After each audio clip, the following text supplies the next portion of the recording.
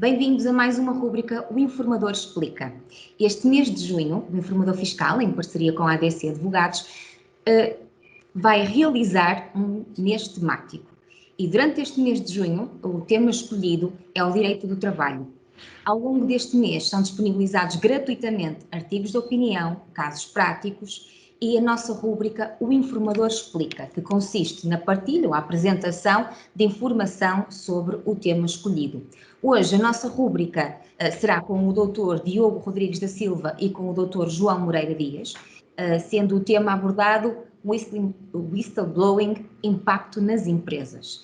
Quero agradecer, antes de mais, a colaboração dos nossos convidados e também agradecer a parceria com a ADC Advogados. É uma parceria que já temos há algum tempo e que muito nos honra. E vou então começar por pedir aos nossos convidados que nos digam o que é este termo, o que é que isto quer dizer, portanto, o que é que significa whistleblowing. Bom, João, queres começar? Sim. Abres aqui já o tema? Não, claro que sim, claro que sim. Antes de mais, só também estender aqui, devolver os cumprimentos a todos e dizer que de facto é aqui um gosto estar a participar neste pequeno debate. Vamos tentar endereçar aqui algumas questões relativamente práticas ao longo da sessão e tentar tornar isto aqui também o mais dinâmico possível para que seja, acima de tudo, útil. E de facto, nada melhor por onde começar do que por tentar perceber quem é o whistleblower, ou o que é o whistleblower ou o whistleblowing. Sem querer entrar em grandes considerações históricas ou na etimologia da palavra, porque também acho que não é isso que é aquilo que interessa de forma tão imediata. Se nós pensarmos aqui numa tradução literal, é quem toca o apito, é quem alerta, quem chama a atenção para alguma coisa e necessariamente alguma coisa que está errada. Portanto, mesmo em termos históricos, a designação está muito associada a esta ideia daquele que sinaliza alguma coisa que não está correta, que não é legal para agora, para aquilo que nos convém. Se nós formos olhar para aquilo que é o conceito que resulta, neste caso da lei, antecipando aqui um pouco, o denunciante será todo aquele que denuncie, que dê a notícia de que existe uma infração de alguma norma de direito da União Europeia, essencialmente. Isto avançando já aqui para aquilo que nos traz aqui hoje. E, portanto, de forma assim muito simples, será este aqui o conceito. Não sei se o Diogo quer acrescentar aqui alguma coisa.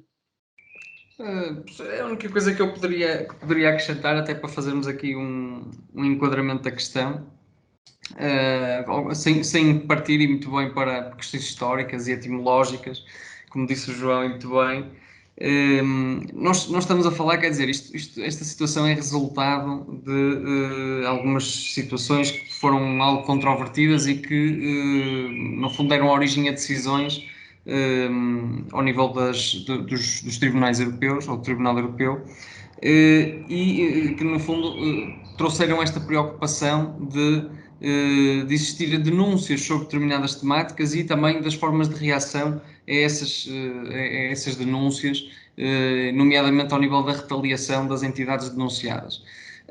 Isto dá origem aqui a uma diretiva, que foi a Diretiva 1937 de 2019, do Parlamento e do Conselho, e que, no fundo, foi transposta agora pela Lei 93 de 2021 e que nos traz aqui um sem número de considerações e de definições relativas a alguns conceitos que parecem estranhos.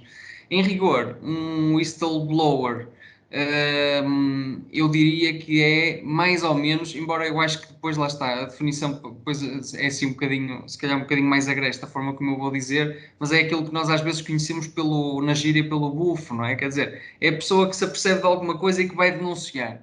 Isto não é rigoroso porque o bufo tem aqui uma conotação negativa e nós aqui queremos dar uma conotação positiva a esta questão. E é de facto positiva toda esta temática e toda esta questão, embora possa levantar aqui alguns problemas, e nós vamos depois, entretanto, falar também de alguns desses problemas. Mas, no fundo, o que é que estamos a falar? Estamos a falar de alguém que denuncia uma situação. E a diretiva e a Lei 93 de 2021 trazem-nos aqui alguns temas que o denunciante, ou que estão aqui enquadrados, que fazem parte daquilo que nós chamamos o âmbito de aplicação deste normativo. Esses temas são temas relacionados com a contratação pública, temas relacionados, no fundo e em resumo, para não estar aqui a abordar todas as temáticas que impliquem uma violação do direito da União.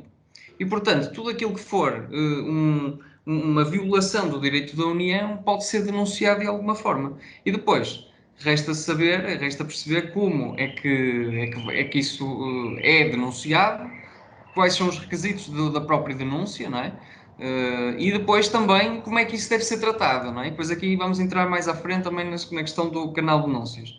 Importante, e só também para terminar esta minha primeira intervenção, só aqui a fazer este acrescento, temos obviamente que considerar também aqui aquilo que foi a criação do Mecanismo Nacional Anticorrupção, no fundo aqui uma entidade administrativa independente, autónoma, que serve de autoridade para questões, por exemplo, ao nível da corrupção e do financiamento do terrorismo, e depois também este mecanismo responsável por implementar e por fazer cumprir aquilo que foi o regime geral de prevenção da corrupção, que foi aqui, no fundo, construído pelo presente governo e que está já em vigor.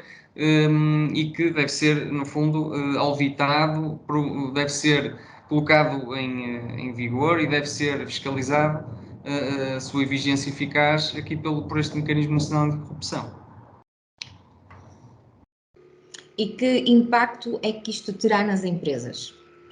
João, força. Se calhar, adiantando-me aqui, terá impacto certamente, quanto mais não seja pela obrigação em cumprir determinados requisitos que a lei impõe. Vamos lá ver aqui uma coisa.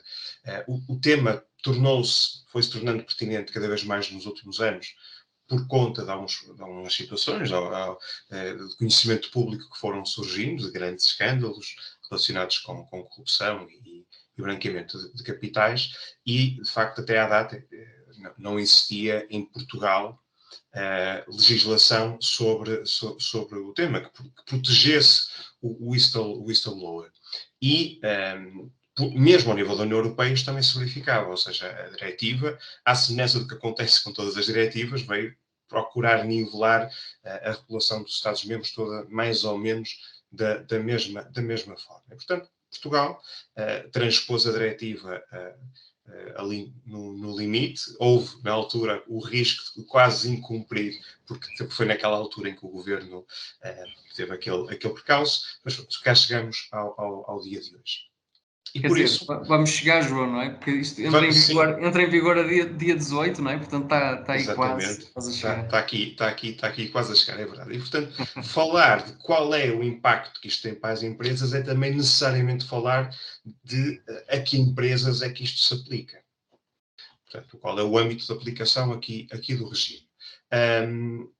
E nós temos que distinguir duas coisas. É que este regime que foi criado visa o quê? Proteger o denunciante, mas isto é instrumental para a grande finalidade, que é assegurar o cumprimento do direito da União Europeia. Mas esta proteção do denunciante é em si mesma uma obrigação, e já vamos ver mais daqui a pouco em que é que se traduz esta proteção do denunciante, e coisa diferente é que outro tipo de obrigações é que as empresas têm que instituir. E uma das grandes medidas da legislação nacional, que também resultou da diretiva, foi a criação de canais de denúncia. E nós podemos falar de canais de denúncia interna, que são, como a própria expressão quase o diz, aplicáveis no seio da própria empresa ou entidade, que também se aplica à administração pública. Podemos ter canais de denúncia externa, que em Portugal serão da responsabilidade de determinadas autoridades, e depois temos também a divulgação pública, enquanto terceira forma de se dar a conhecer uma determinada infração do direito da União Europeia. O canal interno não se aplica, e começamos já aqui num aspecto mais prático, não se aplica imediatamente a todas as empresas. À partida, só se aplicará a todas as empresas que tenham pelo menos 50 trabalhadores.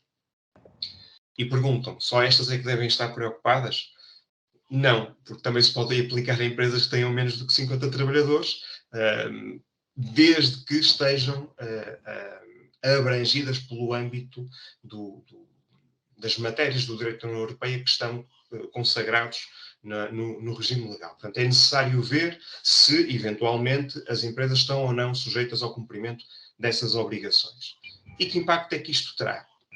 Tem este impacto imediato, que foi por esta parte que eu comecei, de ter que adotar os procedimentos necessários e ter que implementar tudo para que, de facto, haja este cumprimento e que não estejam sujeitas a um risco de controle nacional.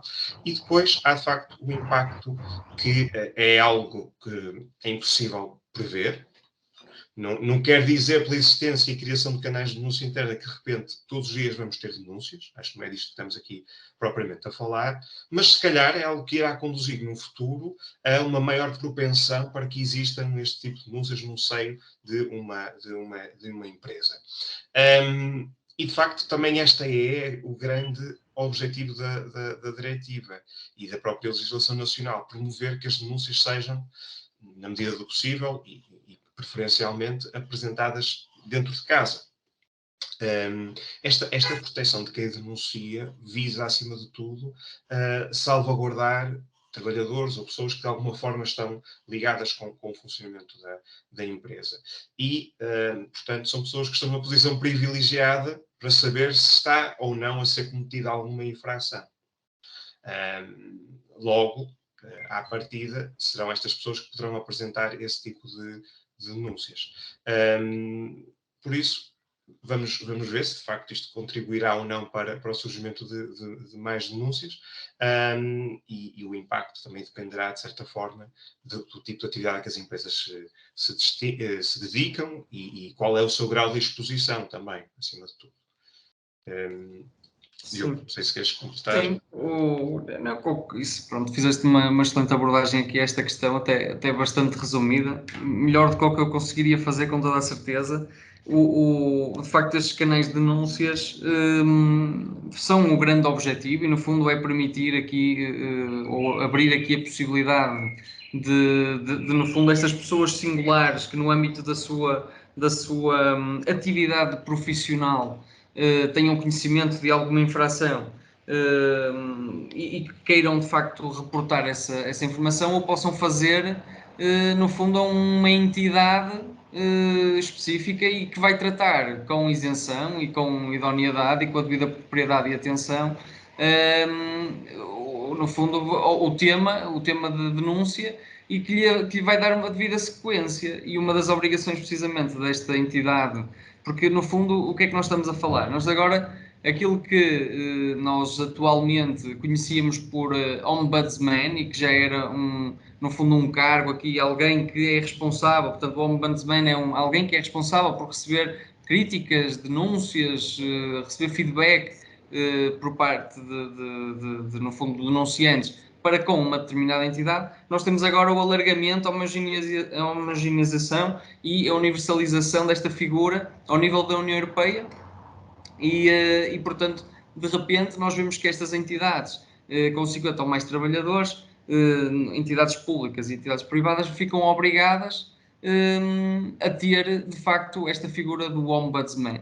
E já percebemos que temos aqui estas possibilidades de ser um canal de denúncias interno, um canal de denúncias externo, como bem explicou o João, e depois sabemos também que esta entidade tem obrigações, e essas obrigações estão aqui, no fundo, estabelecidas nestes normativos, tanto na diretiva como depois na lei, e em algumas leis aqui complementares, com quem nós temos que fazer também aqui alguma interligação.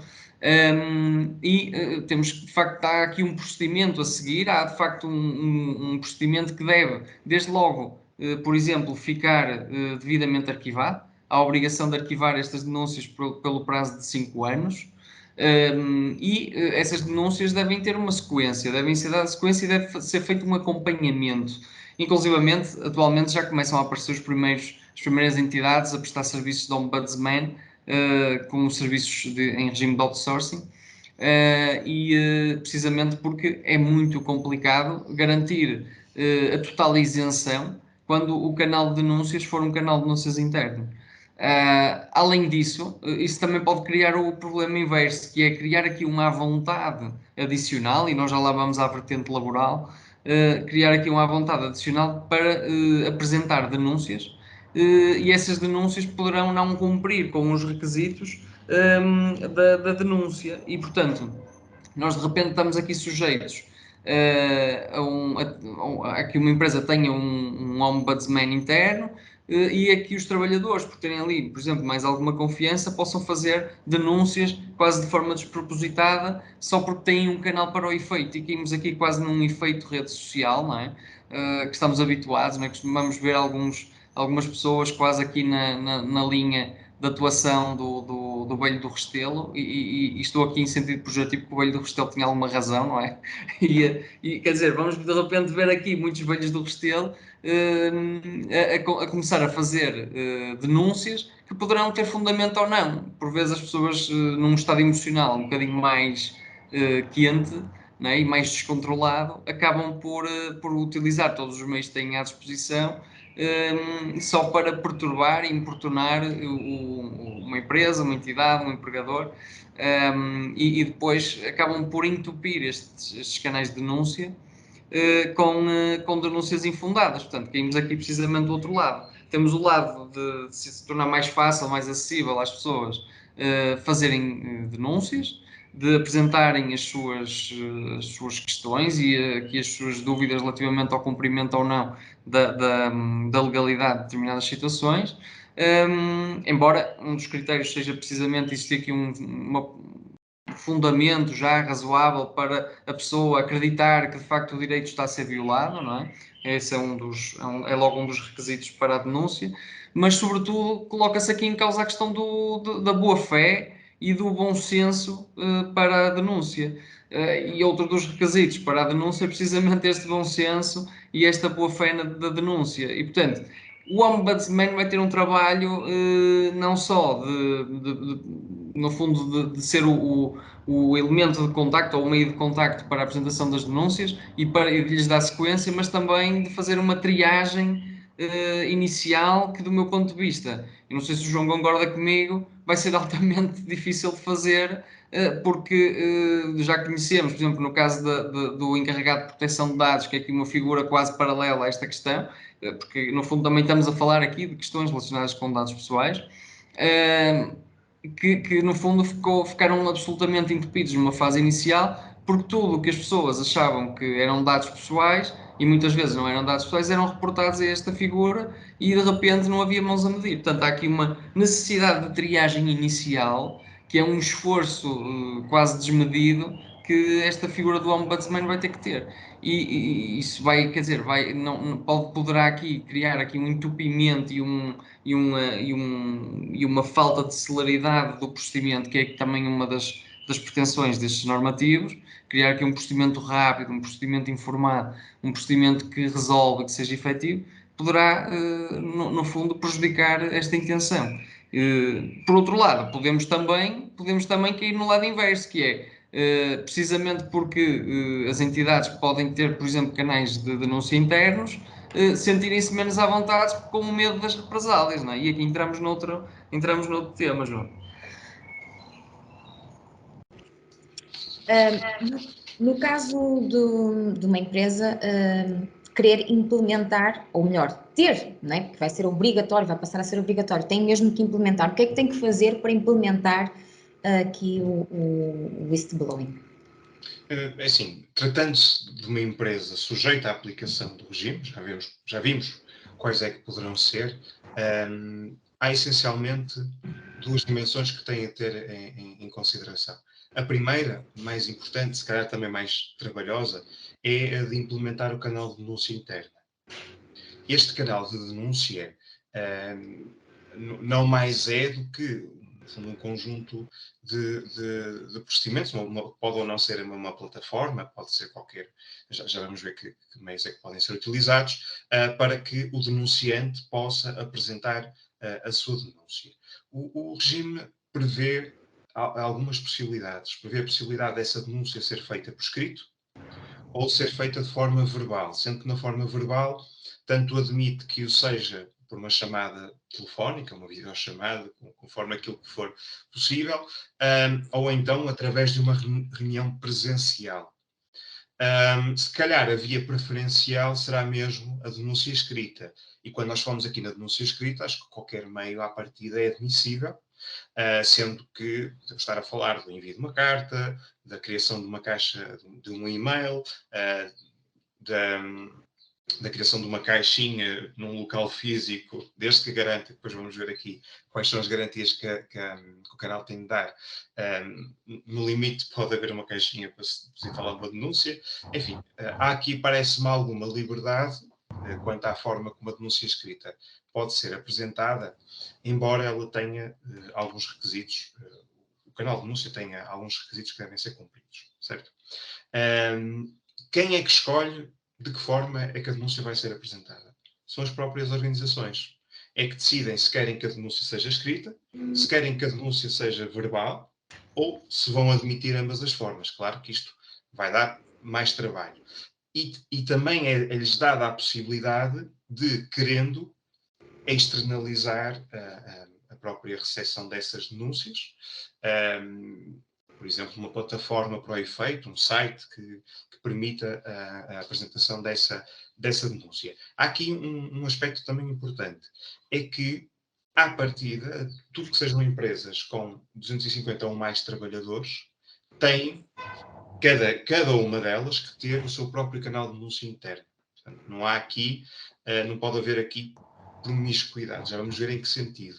É que, de facto, só empresas que tenham entre 50 a 249 trabalhadores é que podem partilhar recursos, é que podem, é a expressão da lei, é que podem criar canais que sejam comuns e haver aqui uma partilha desse canal. Os canais de denúncia, em termos gerais, o que é que tem de garantir? Tem de garantir, acima de tudo, a confidencialidade da informação, tem de garantir, seja para quem for, tem de garantir que é impossível ou é extremamente difícil que terceiros possam aceder de forma não autorizada, devem garantir que a informação que lá consta é inviolável, não pode sofrer alterações, e a própria pessoa que está, ou a própria equipa que está por detrás deste canal, a operacionalizar o canal de denúncia interna, também tem de ter determinadas características, nomeadamente a imparcialidade, a independência, devem eles próprios também estar sujeitos aqui a uma obrigação de confidencialidade e, portanto, em termos muito gerais, é com isto que se devem preocupar. Só mais aqui uma nota. As denúncias podem ser apresentadas de forma anónima. Até à última da hora, o legislador nacional não ia prever esta opção. Só na última proposta é que decidiu que também seriam admitidas as denúncias anónimas. Isto é importante, porque é uma dúvida que as empresas poderiam ter, naturalmente, mas também as denúncias anónimas depois têm algumas dificuldades, porque depois é difícil conferir a proteção que a lei prevê a estas pessoas. Quanto ao desenho do procedimento, e sendo empresas que não têm nenhum mecanismo semelhante e que estão a encarar isto pela primeira vez, primeiro devem decidir que tipo de denúncia é que querem admitir, se vai ser só escrita, se vai ser verbal ou ambas. Devem definir quem serão as pessoas que vão fazer o acompanhamento e o tratamento dessa denúncia, que podem ou não ser da organização. Depois têm que atender a todos estes critérios, a todas estas exigências que a lei impõe, e devem, acima de tudo, garantir que, independentemente do procedimento que estiver montado, cumprem com os prazos que a lei também prescreve, que são essencialmente dois. É um primeiro de 7 dias após a recepção da denúncia, em que, no fundo, o denunciante tem de ser informado que a denúncia foi recebida e tem também de ser informado de quais são os seus direitos e de que, se quiser, pode recorrer à denúncia externa, eventualmente à divulgação pública. E depois temos o prazo para tratamento da denúncia propriamente dito, que é de 3 meses. Portanto, após a recepção da denúncia, deve ser dada esta resposta no prazo de 3 meses. Esta é uma preocupação. A outra dimensão com que as organizações têm de se preocupar é depois em garantir que, caso exista um denunciante, o seu estatuto é respeitado. Ou seja, as medidas de proteção que existem para este denunciante são efetivamente aplicadas e verificadas na prática. Tenha ou não a denúncia sido apresentada através do canal interno. Não é pelo facto de um trabalhador, por exemplo, de uma empresa, ter apresentado uma denúncia diretamente no canal externo, que o pode fazer em determinadas condições, que ele não poderá beneficiar da proteção. Ele pode na mesma beneficiar da proteção. Portanto, se isto acontecer, a empresa terá também que ter aqui em atenção que há um certo conjunto de direitos, chamemos-lhe assim, que tem de salvaguardar. Já sabe como é que será fiscalizada esta implementação nas empresas e no setor público? Bem, a forma de fiscalizar vai depender aqui um pouco também da área que nós estivemos a falar relativamente à infração, porque como é que está a funcionar este regime? No fundo, este regime funciona um pouco com base num intermediário, este tal ombudsman, este tal responsável pelo canal de denúncias, que pode ser a figura interna ou que pode ser esta tal figura externa. E depois existe aqui a obrigação de transportar isto para a entidade competente. Imaginemos que estamos aqui a falar, por exemplo, de uma infração de foro laboral, por exemplo, que é o que nos interessa aqui mais falar. Nós já vamos ter que transportar isto, por exemplo, para uma denúncia que vai ser feita se configurar crime, obviamente às autoridades com competência judicial, e neste caso seria aqui feita uma queixa-crime, eventualmente, mas tem que ser reportado também ao ACT, à Autoridade para as Condições de Trabalho, que é a autoridade, no fundo, que está aqui devidamente constituída como uma entidade fiscalizadora no âmbito laboral. Se estamos a falar de uma questão de assédio, por exemplo, no âmbito laboral, podemos estar aqui a falar de uma denúncia ao ACT e depois com as devidas consequências e com o devido trâmite legal que deve de ter sequência em seguida. Se nós estivermos aqui a falar, por exemplo, de questões de direito de consumo, já vamos aqui para, no fundo, uma entidade que esteja aqui com a autoridade no âmbito do consumo. E aqui podemos estar a falar, por exemplo, se parecer mais pertinente, e dependendo do tipo de infração, para uma entidade de proteção do consumidor e, portanto, que consiga assegurar aqui os direitos do denunciante. Agora, a questão aqui é tentar perceber qual é o core, qual é o sujeito, qual é o objeto daquela infração. Porque, no fundo, é através disso que depois se consegue encaminhar o assunto devidamente, não é? E, no fundo, temos que perceber que esta pessoa que vai fazer aqui, ou que vai servir de centro, de ombudsman, de centro de recebimento de denúncias, tem que ser alguém que terá que ter eminentemente formação neste âmbito. E por isso mesmo é que uma ou algumas dos grandes meios de implementação aqui desta questão do whistleblowing passa muito também pela formação. E passa muito também, como disse o João há pouco e bem, pela questão do código de conduta, ou seja, por aquilo que as entidades vão regular relativamente, ou as políticas que as entidades vão construir em torno da questão do whistleblowing. E, portanto, à partida, quando se vai construir a política, vai-se também determinar que aquela pessoa, perante determinada situação cujo tema é X, vai encaminhar para a entidade Y. Isto deverá ficar devidamente esclarecido, até por uma questão de transparência, por uma questão de publicidade, de informação, no fundo, para o denunciante. E depois, também, relativamente a esta questão de a quem é que deve ser transmitido depois o tema e quem é que deve dar sequência e de que forma é que deve ser fiscalizada toda esta situação. A verdade é que a fiscalização em si vai ser feita ou vai ser policiada pelo próprio denunciante, não é? Acaba por ser isto. Aliás, nós estamos a falar de um regime que é um regime de policiamento, é só mais um regime de reforço ao policiamento pelos utilizadores, no fundo destes denunciantes, pelos utilizadores de determinado serviço, pelos beneficiários de determinado serviço, no fundo, pela pessoa que vai adquirir determinado produto, que adquire determinado serviço ou que está abrangido em determinada estrutura. Acaba por ser, no fundo, o Estado a dizer-nos que nós temos todos um dever de nos policiarmos e de policiarmos também estas instituições e de encaminharmos as informações para determinadas autoridades que depois lhe dão sequência. No fundo, em resumir e de forma muito abstrata, no fundo acaba por ser isto. Não sei se o João quer acrescentar aqui mais alguma coisa, mas no fundo acho que em resumo, acaba por ser um pouquinho isto. Sim, se calhar aqui só acrescentaria que, de facto, depois quem irá concretamente fiscalizar, portanto, quem será responsável, na maior parte das situações, pelo controle das contornações, será mesmo o mecanismo, o MENAC, que o projeto não foi criado, que ainda está em processo. Acho que sim, portanto, não estou aqui a querer cometer nenhum erro, mas não tenho essa confirmação, acho que ainda não.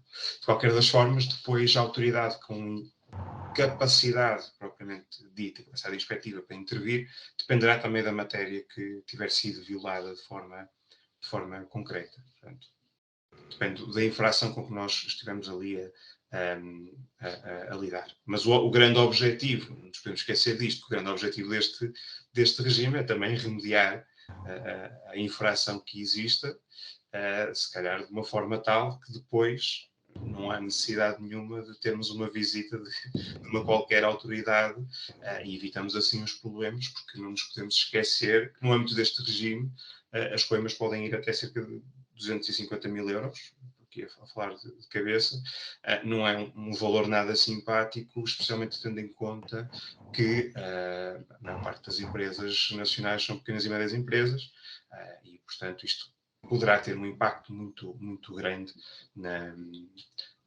no seu dia-a-dia, na sua gestão. Isso era o que eu ia abordar agora, portanto, que tipo de sanções é que estão previstas pela não conformidade com a diretiva whistleblower? Sim, portanto, basta o incumprimento, por exemplo, da obrigação de ter o canal de denúncia interna, de qualquer violação das garantias que o denunciante tem, para que já estejamos aqui perante uma potencial contornação. E porque ainda não falamos disto, e não deixa de ser importante, e talvez o aspecto até com mais relevância laboral, pelo menos de forma imediata, convém aqui referir que tipo de tutela é que, afinal, o denunciante pode ter, não é?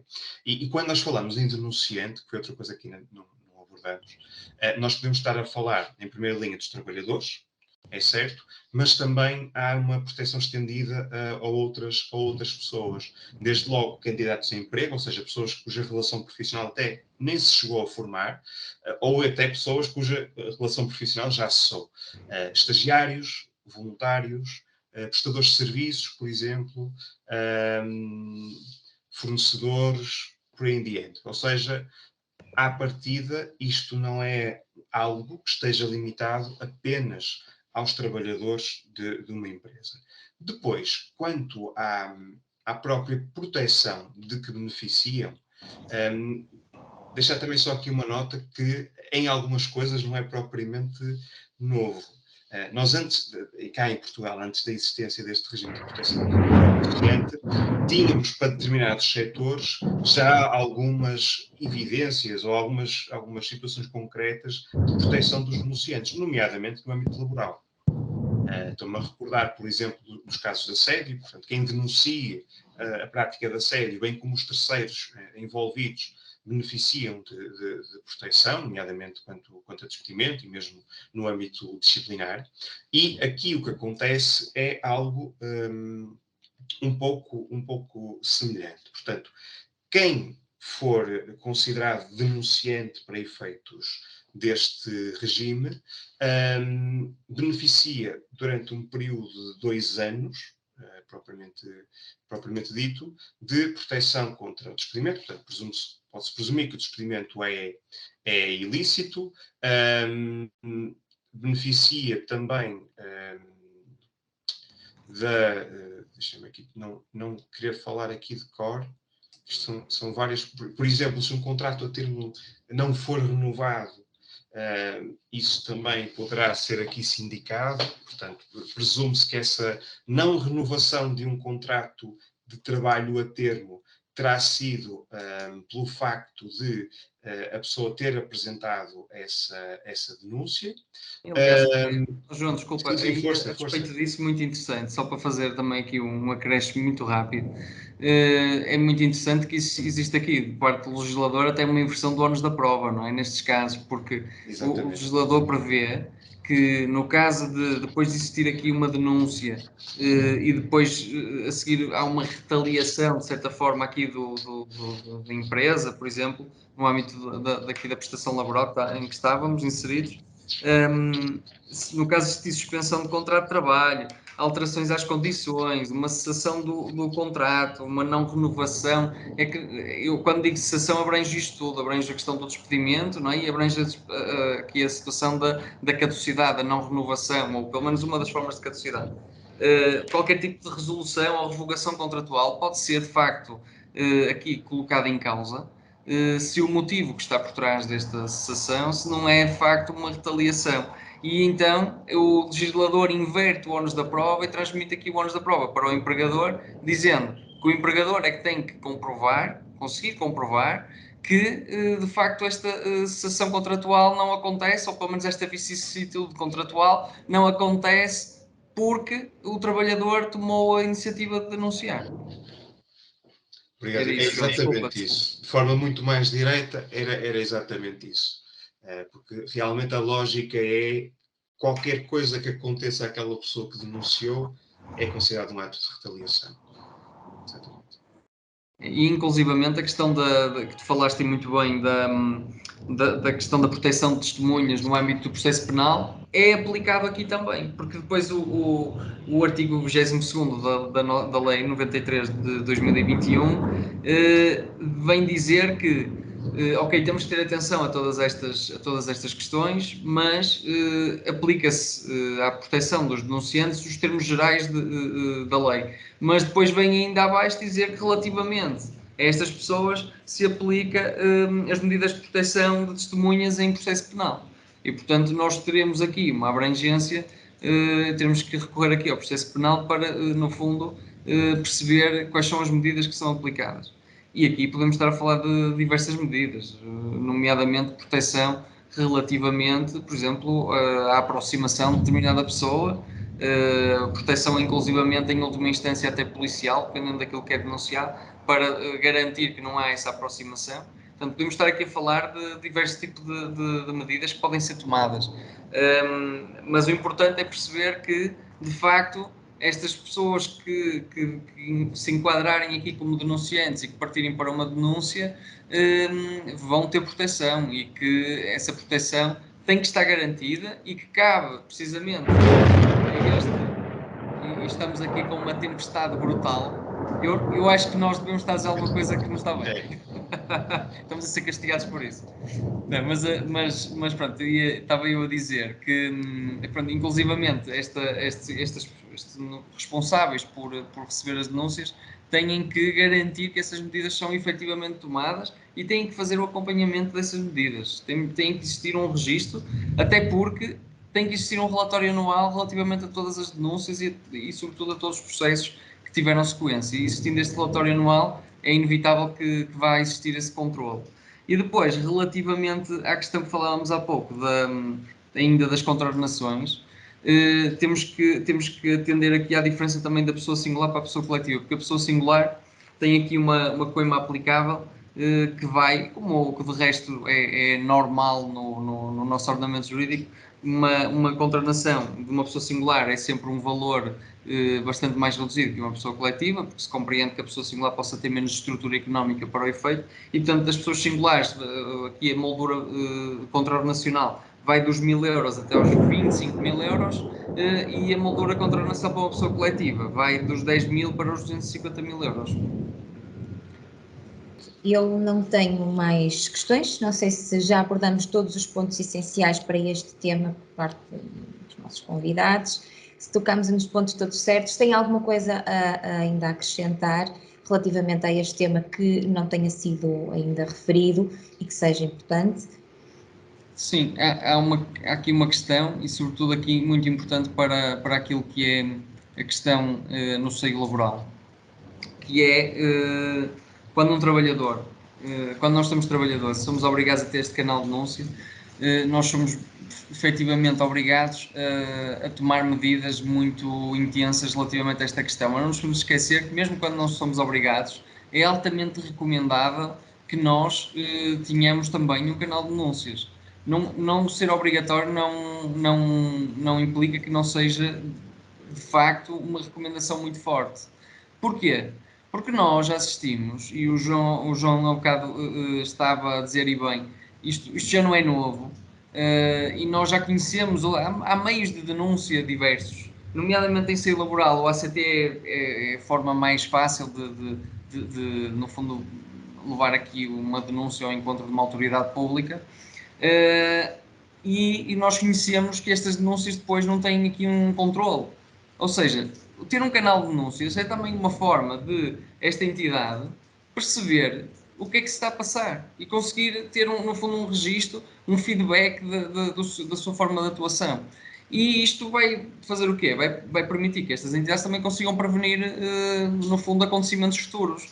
Porque lá está, se acontecer algo que uma denúncia que foi feita, mas que não tem fundamento, esta entidade vai perceber, porque vai ter que dar uma resposta, vai ter que explicar o que é que se passou, vai perceber o que é que pode fazer para evitar isso no futuro. E, portanto, isto também, no fundo, vai servir aqui de um bocadinho de peneira para fazer aqui uma filtragem daquilo que está bem, daquilo que está mal e permitir prevenir no futuro.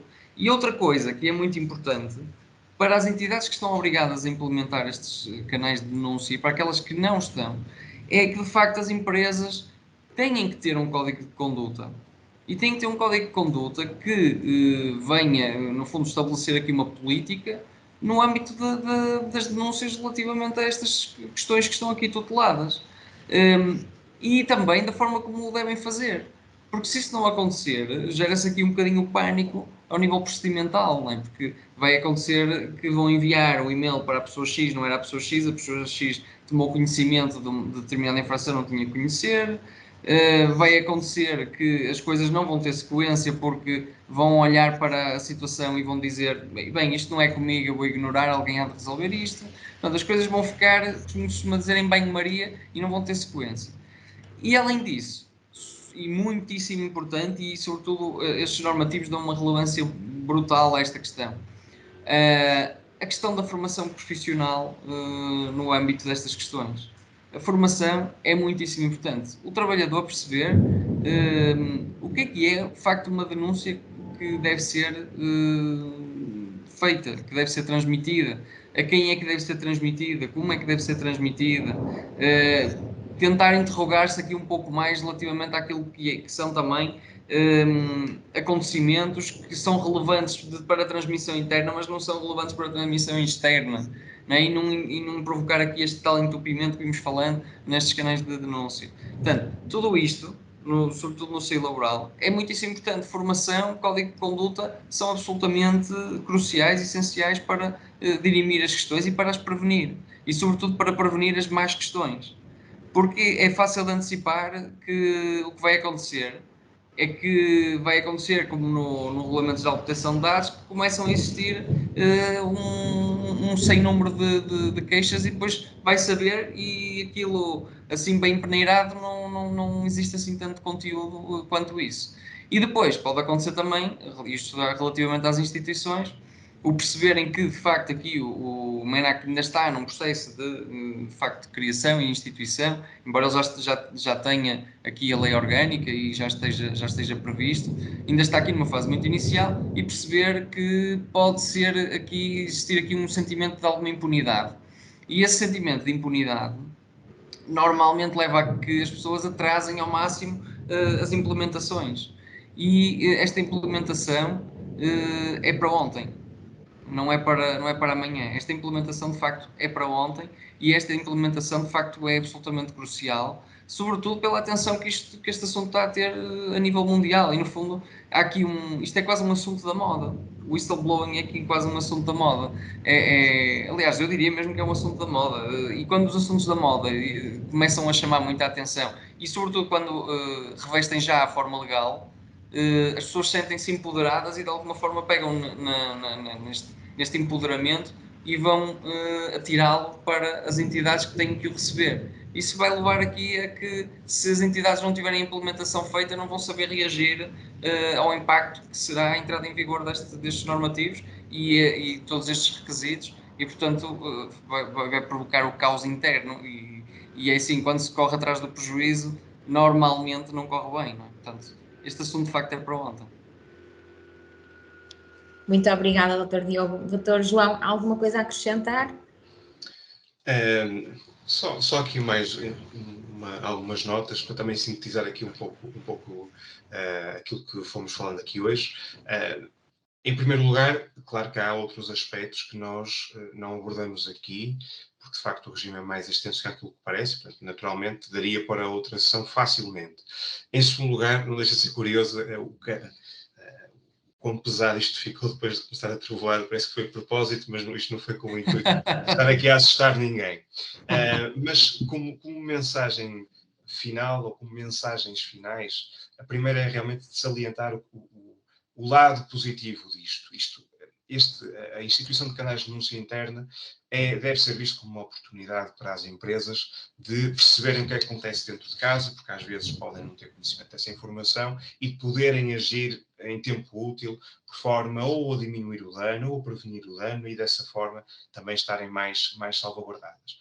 Depois, e agora sim, para sintetizar, acho que realmente o importante é procurarem informação, perceberem se é ou não aplicável o regime.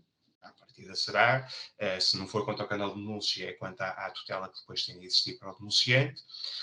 Decidir como é que vai ser montado o seu procedimento de denúncia, se vai ser escrita, se vai ser verbal, se vai ser das duas formas. Fazer aquilo que eu estava aqui a referir muito bem, desenvolver um código de conduta, uma política, um procedimento que evidencie que isto foi pensado, ou seja, no sentido de tentar mostrar, dar evidências do cumprimento.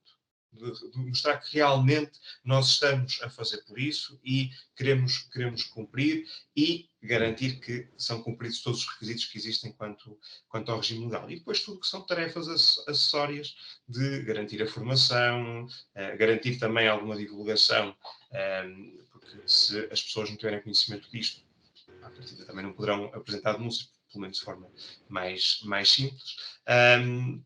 E portanto acho que quem está a olhar para isto pela primeira vez é por aqui que deve começar. Muito obrigada. Eu agradeço a disponibilidade e a colaboração do Dr. Diogo Rodrigues da Silva e do Dr. João Moreira Dias, e naturalmente a parceria com a ADC Advogados. Muito obrigada por toda a colaboração e por toda a disponibilidade, e até uma próxima. Obrigado nós, é sempre um prazer. Obrigada. Muito obrigado.